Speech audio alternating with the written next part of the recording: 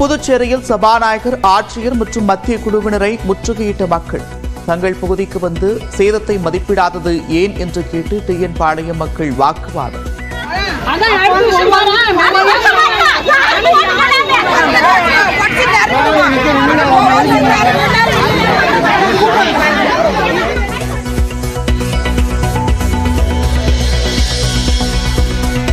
திருவண்ணாமலை அண்ணாமலையார் கோவிலில் வல்லுநர் குழு ஆய்வு செய்தபோது தென்பட்ட ராட்சத பாறைகள் மற்றும் புதைகுழிகள்.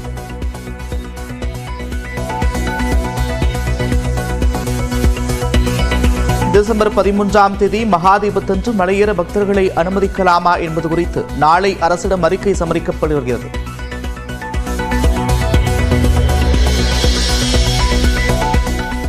எல்லை தாண்டியதாக கைது செய்யப்பட்ட மண்டபம் மீனவர்கள் 8 பேருக்கு டிசம்பர் 20ஆம் தேதி வரை நீதிமன்ற காவல். இலங்கை ஊர்காவல்துறை நீதிமன்ற உத்தரவை அடுத்து மீனவர்கள் யாழ்ப்பாணம் சிறையில் அடைக்கப்பட்டனர்.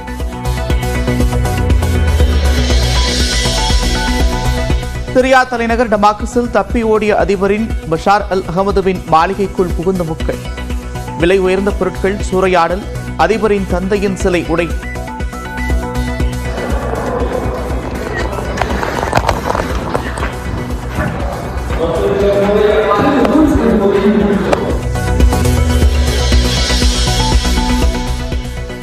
சென்னை பூந்தமல்லி மற்றும் போரூர் இடையே மெட்ரோ ரயில் திட்ட பணிகள் 90% நிறைவு. வரும் பிப்ரவரியில் 90 கிலோமீட்டர் வேகத்தில் மெட்ரோ ரயிலை இயக்கி சோதனை ஓட்டம் என்று இயக்குநர் பேட்டி.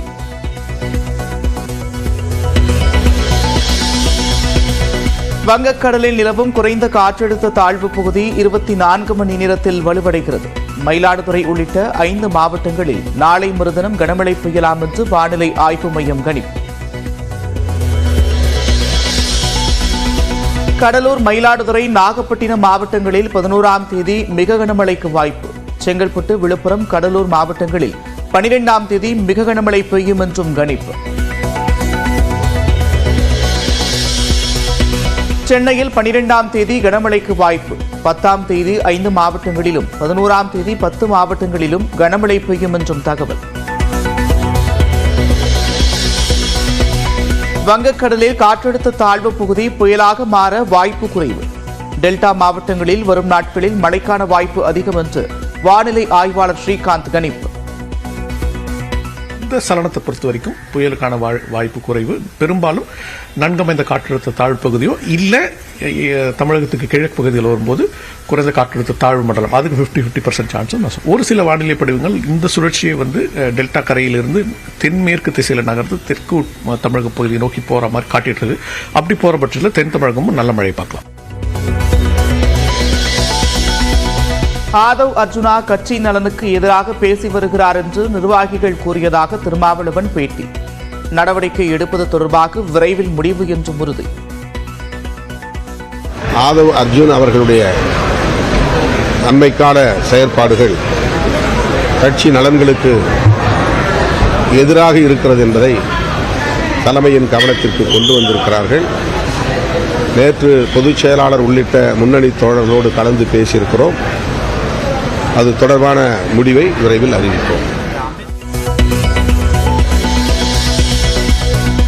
இந்தியா கூட்டணியில் நீடிப்பதாக திருமாவளவன் திட்டவட்டம். புதிய கூட்டணியில் இடம்பெற வேண்டிய தேவையோ அவசியமோ இல்லை என்றும் உறுதி. கட்சி மதசார்பற்ற முற்போக்கு கூட்டணியில் அங்கம் வகிக்கிறது. அதேபோல தேசிய அளவில் இந்தியா கூட்டணியில் இடம்பெற்றிருக்கிறது. எனவே புதிதாக ஒரு கூட்டணியில் விடுதலை சிறுத்தைகள் கட்சி இடம்பெற வேண்டும் என்பதற்கான தேவையே எழவில்லை. அதற்கு எந்த வாய்ப்பும் இல்லை.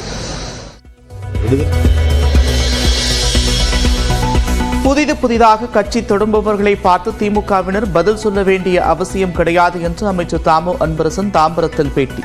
தமிழ்நாட்டில் லாட்டரி சீட்டுக்கும் பிளாக் டிக்கெட்டுக்கும் இடையேதான் போட்டி நிலவுவதாகவும் விஜய், ஆதவ் அர்ஜுனா குறித்து விமர்சனம். நம்ம எவ்வளவு பேரை பார்த்தோம், அது காலப்போக்கில் சரியா போயிடும். அதுக்காக நம்ம பதில் சொல்ல வேண்டியதில்லை. லாட்டரி சீட்டுக்கும் பிளாக் டிக்கெட்டுக்கு இப்ப போட்டி நடந்துருக்கு. அது சில பேருக்கு புரியும், சில பேருக்கு புரியாது.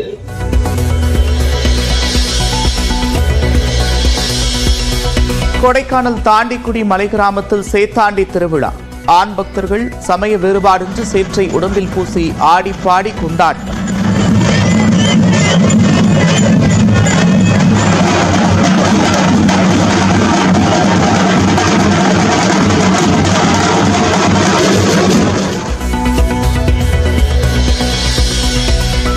நீலகிரி மாவட்டம் கூடலூர் அருகே வயல் பகுதியில் அனகொண்டா அளவிற்கு கிடந்த மலைப்பாம்பு. சிறிது நேர போராட்டத்திற்கு பிறகு பத்திரமாக பிடித்து சென்ற வனத்துறை.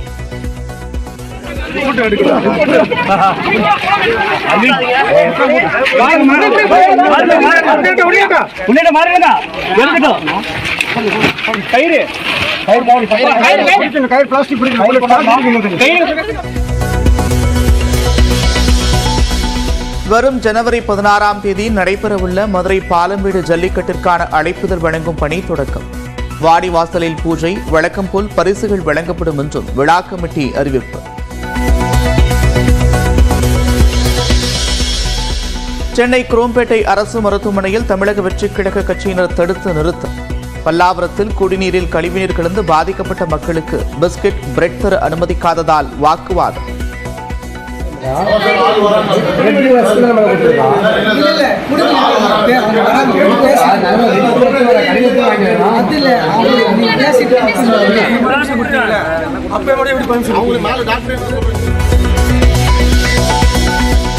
டெல்லி செல்வதற்காக பஞ்சாப், ஹரியானா எல்லையான ஷம்புவை கடக்க விவசாயிகள் முயற்சி. ஹரியானா காவல்துறையினர் கண்ணீர் புகைக்குண்டுகளை வீசி கலைத்ததால் பரபரப்பு.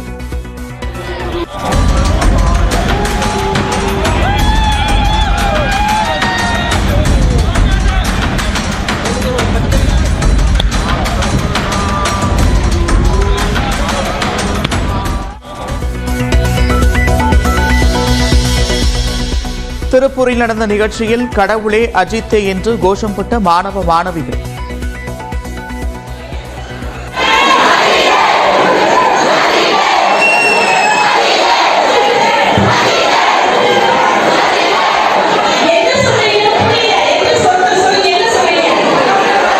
என்னவென்று தெரியாமல் சிறிது நேரம் அதிர்ச்சியடைந்த டிடிவி தினகரன்.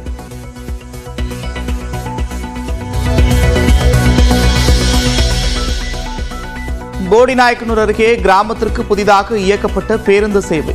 பல ஆண்டு கோரிக்கை நிறைவேறியதால் ஆடிப்பாடி வரவேற்ற கிராம மக்கள்.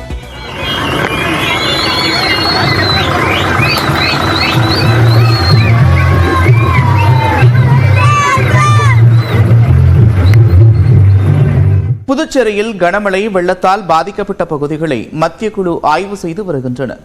பென்சல் புயலால் புதுச்சேரியில் கடும் பாதிப்புகள் ஏற்பட்டன. இதனால் புயல் சேதத்தை பார்வையிட்டு மதிப்பிட மத்திய குழுவை அனுப்புமாறு புதுச்சேரி முதலமைச்சர் ரங்கசாமி மத்திய அரசிடம் கேட்டுக் கொண்டார். இந்நிலையில் நேற்று முன்தினம் சென்னை வந்த மத்திய குழுவினர் கடலூர், கள்ளக்குறிச்சி, விழுப்புரம் உட்பட பல்வேறு மாவட்டங்களுக்கு சென்று வெள்ள பாதிப்புகளை ஆய்வு செய்தனர். இதனையடுத்து புதுச்சேரிக்கு சென்ற மத்திய உள்துறை இணைச் செயலாளர் ராஜேஷ் குப்தா தலைமையிலான குழுவினர் அங்கு புயல் மழை சேதத்தை ஆய்வு செய்து வருகின்றனர். அப்போது புதுச்சேரியில் ஏற்பட்ட பாதிப்புகள் குறித்து மத்திய குழுவிடம் மாவட்ட ஆட்சியர் குலோத்துங்கன் மற்றும் மின்துறை அமைச்சர் எடுத்துரைத்தனர். புயல் பாதிப்பை முழுமையாக உணர்த்துவதாக கூறிய ராஜேஷ் குப்தா உரிய நடவடிக்கை எடுக்கப்படும் என்றும் உறுதியளித்திருக்கிறார். 2 குழுக்களாக பிரிந்து பயிர் சேதம் மற்றும் பாதிப்புகளை ஆய்வு செய்து வரும் மத்திய குழுவினர் நாளையும் ஆய்வுப் பணிகளை மேற்கொள்ள உள்ளனர். புதுச்சேரி டிஎன் பாளையத்தில் சபாநாயகர், ஆட்சியர் ஆகியோரோடு மத்திய குழுவினர் ஆய்வு நடத்தி கொண்டிருந்த போது அவர்களை சூழ்ந்து கொண்டு அப்பகுதி மக்கள் சில இடங்களுக்கு வராதது ஏன் என்று கூறி வாக்குவாதத்தில் ஈடுபட்டனர்.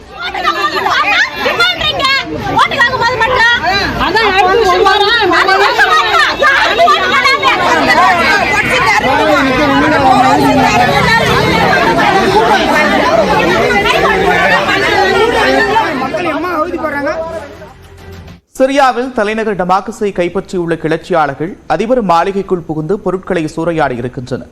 மத்திய கிழக்கு நாடான சிரியாவில் மீண்டும் உள்நாட்டுப் போர் வெடித்துள்ளது. சிரிய அதிபர் பஷார் அல் அசாத் ஆட்சியை எதிர்த்து ஹயாத் தஹீர் அல் ஹம் என்ற கிளர்ச்சியாளர் குழு கடந்த வாரம் போரை தொடங்கியது. அல்போ உள்ளிட்ட முக்கிய நகரங்களை தங்கள் கட்டுப்பாட்டின் கீழ் கொண்டு வந்த கிளர்ச்சியாளர்கள் இன்று காலை தலைநகர் டமாஸ்கஸுக்கு நுழைந்து நகரை தங்கள் கட்டுப்பாட்டுக்குள் கொண்டு வந்தனர். இதன் மூலம் கொடுங்கோல் ஆட்சி முடிவுக்கு வந்ததாகவும் தெரிவித்திருக்கின்றனர். மேலும் தங்கள் மகிழ்ச்சியை துப்பாக்கியால் சுட்டுக் கொண்டனர்.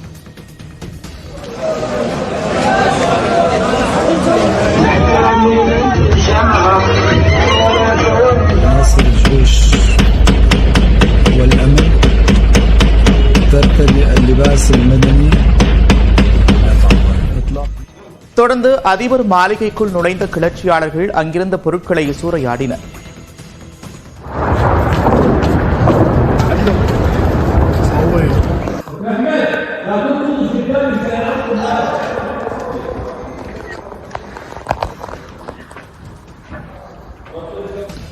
இதனிடையே டமாஸ்கஸ் நகருக்குள் கிளர்ச்சியாளர்கள் படை நுழைந்ததை அடுத்து அதிபர் பஷார் அல் அசாத் விமானம் மூலம் நாட்டை விட்டு தப்பி ஓடியதாக கூறப்படுகிறது. அவர் ரஷ்யா அல்லது ஜார்டன் நாட்டில் அடைக்கலம் புகுந்திருக்கலாம் என்று தகவல் வெளியாகியிருக்கிறது. அதே நேரம் அவர் பயணித்த விமானம் சுமார் 1000 அடி உயரத்திலிருந்து திடீரென்று தரையிறங்கியதாகவும் கூறப்படுகிறது. கிளர்ச்சியாளர்கள் விமானத்தை சுட்டு வீழ்த்தியிருக்கலாம் என்றும் தகவல் வெளியாகியுள்ளது. இந்நிலையில் தலைநகர் டமாஸ்கஸில் உள்ள அதிபர் பஷார் அல் அசாத்தின் தந்தை சிலையை கிளர்ச்சியாளர்கள் தகர்த்தெறிந்தனர். மேலும் ஹமாஸ் உள்ளிட்ட நகரங்களில் சிறைபிடிக்கப்பட்டிருந்த கைதிகளை கிளர்ச்சியாளர்கள் விடுவித்திருக்கின்றனர்.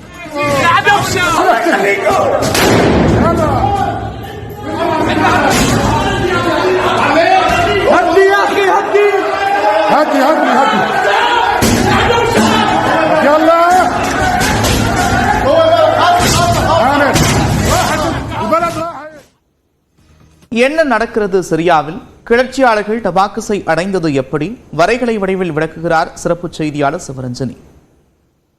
சிரியாவினுடைய அதிபரா பஷர் அல் அசாத் 20 ஆண்டுகளுக்கும் மேல ஆட்சி புரிஞ்சிருக்காரு.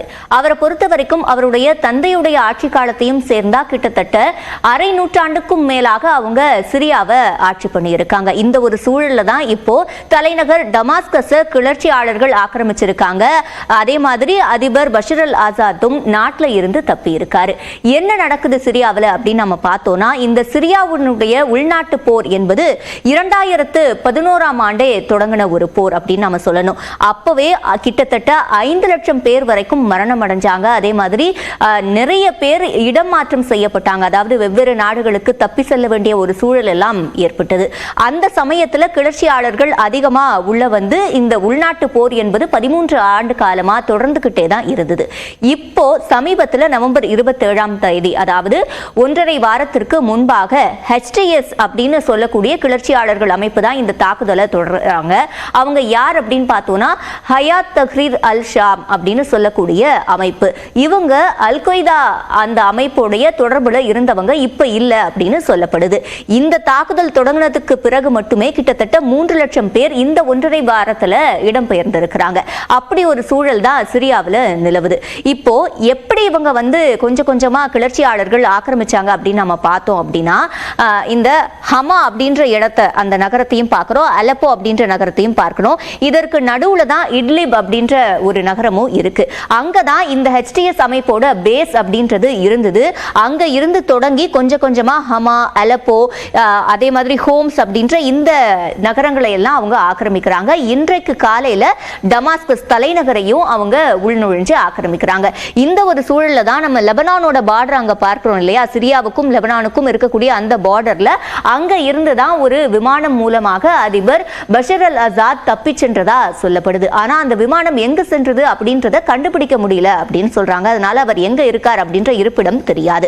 அடுத்ததா நம்ம இன்னொரு ஒரு வரைபடத்தையும் பார்க்கலாம். இதுல நம்ம பார்க்க முடியுது, நம்ம கலர் டிஃபரன்ஷியேட் பண்ணி காமிச்சிருக்கோம். இதுல இளஞ்சிவப்பு நிறத்துல பெரிய இதுவா இருக்கிறது தான் அதிபர் அல் அசாத்துடைய ஆட்சி காலத்துல அவருடைய கண்ட்ரோல்ல இருந்த இடம்.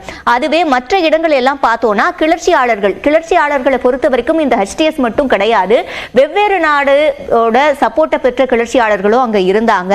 அவங்களாம் ஆக்கிரமிச்ச இடங்கள் தான் அங்க இருக்கு. அதுல நம்ம குறிப்பா எல்லோ கலர்ல நாம பாக்குறது, மஞ்சள் நிறத்துல நாம பார்க்கக்கூடிய இடத்துல அதற்கு பின்னாடி தான் துருக்கி நாடு இருக்கு. துருக்கியோட பார்டர் தான் அது. அந்த நாட்டுடைய சப்போர்ட்டை பெற்ற கிளர்ச்சியாளர்கள் இருந்ததா சொல்லப்படுது. இப்ப இந்த தாக்குதல்லையும் HTSக்கு அவங்க சப்போர்ட் பண்ணியிருக்காங்கன்னு சொல்றாங்க. ஆனா துருக்கி அதுக்கு மறுப்பு தெரிவிச்சிருக்கு. இந்த ஒரு சூழல்ல தான் இப்போ டமாஸ்கஸையும் அவங்க கைப்பற்றிட்டதுனால அதிபர் இப்போ வெளியேறிட்டாரு, நாட்டில் கட்டுப்பாட்டுல இருந்து. அதனால டமாஸ்கஸ் இனிமே HTS உடைய கட்டுப்பாட்டுல இருக்குமா அப்படின்ற ஒரு கேள்வி எழுந்திருக்கு. இதனால ஒரு அச்சமும் உண்டாகி இருக்கு அப்படின்னு நாம சொல்லலாம். இப்ப அல்-கொய்தாவுடைய அவங்க தொடர்புல இல்ல அப்படின்னாலும் கூட அல்-கொய்தா தான் அவங்களுடைய ரூட்டா இருக்கு. அதனால இவங்க வன்முறையை ரொம்ப எளிதா கையாளக்கூடியவங்க. இவங்களுடைய கைக்கு சிரியா நாடு போனா அது சரியான ஒரு முடிவா இருக்குமா அப்படின்ற கேள்வி விமர்சகர்களால முன்வைக்கப்படுது. அது மட்டும் கிடையாது, அதிபர் பஷர் அல் அசாத்துக்கு ரஷ்யாவும் அதே மாதிரி ஹெஸ்புல்லா அமைப்பு, லெபனான்ல இருக்கக்கூடிய ஹெஸ்புல்லா அமைப்பும் சப்போர்ட்டிவா இருந்தாங்க. இப்ப அவங்க எல்லாமே போர்ல இருக்கக்கூடிய சூழல்ல இந்த சப்போர்ட்லாம் கிடைக்காததுனால தான் சிரியாவுடைய அதிபருக்கு இந்த நிலை நேரிட்டதாகவும் சொல்லப்படுது.